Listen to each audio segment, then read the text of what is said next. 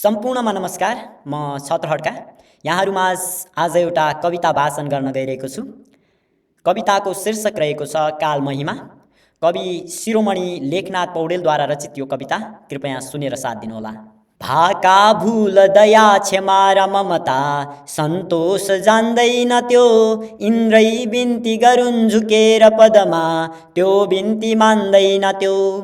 थुप्रो माउदिनी मिठो र नमिठो छुट्याई छान्दैन त्यो, खाता जाँची सबै दुरुस्त नबुझी बिर्सेर हान्दैन त्यो। राजा रङ्क सबै समान उसका वैषम्य गर्दैन त्यो, आयो टप्प टिप्यो लग्यो मिति पुग्यो टारेर टर्दैन त्यो। लाखौं औषधि अस्त्र शस्त्र महिमा देखेर डर्दैन त्यो, व्याधा तुल्य लुकेर चल्दछ सदा मारेर मर्दैन त्यो। आँसुका दहमा नुहाउँछ चिसो पानी रुचाउन्न त्यो, सुक्खा जर्जर अस्ति पन्जर बिना सैया बनाउन्न त्यो।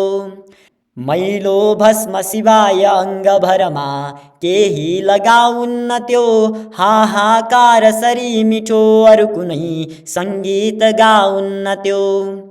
जो मिल्छ सुलुक्क निल्छ मुखमा हाली चपाउन्न त्यो, थाल्यो चम्म सबै चपाउन भने आहार पाउन्न त्यो।